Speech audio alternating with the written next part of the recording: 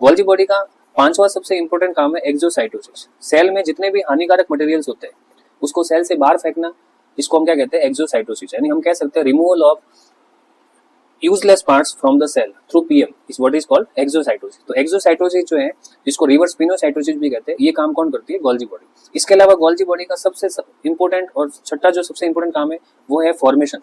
ये जो Golgi body है वो सेल के अंदर अलग अलग तरह के चीजें बनाती है। जैसे आपकी प्लाज्मा मेम्ब्रेन किससे बनती है, गोल्जी बॉडी से।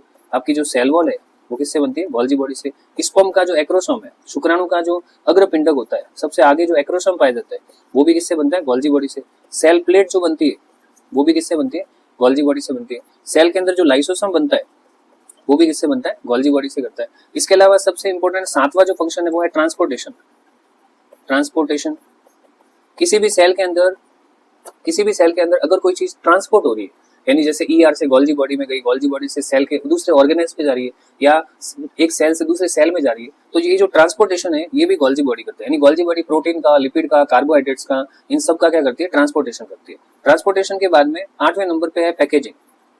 ये जरूरत पड़ने पर मटेरियल्स को पैकेज भी करती है। पैकेज का मतलब जैसे प्रोटीन है, अब प्रोटीन को डायरेक्ट तो ट्रांसपोर्ट करेगी नहीं, ये ईआर से बनने वाले प्रोटीन को अपने वेसाइकल के अंदर लेती है, उसको पैक करती है, और पैक करने के बाद में फिर वो आगे भेजती है। अगर जरूरत है तो आगे भेजेगी, नहीं जरूरत है तो उसको अपने पास में रखेगी और स्टोर्ड वेसाइकल के रूप में अपने आपके लाइसोसोम का निर्माण करेगी, और वो प्रोटीन फिर एंजाइम का काम करता है। तो इस तरीके से ये पैकेजिंग का भी काम करती है। गोल्जी बॉडी सेल के अंदर गर्ल का भी निर्माण करती है। गर्ल का मतलब होता है GARL, Golgi associated RER and lysosome. तो देखो गोल्जी बॉडी जो होती है उसका खुद का निर्माण किससे होता है, एंडोप्लाज्मिक रेटिकुलम से, यानी रफ एंडोप्लाज्मिक रेटिकुलम में RER, और गोल्जी बॉडी आगे जाकर के क्या बनाती है, लाइसोसोम।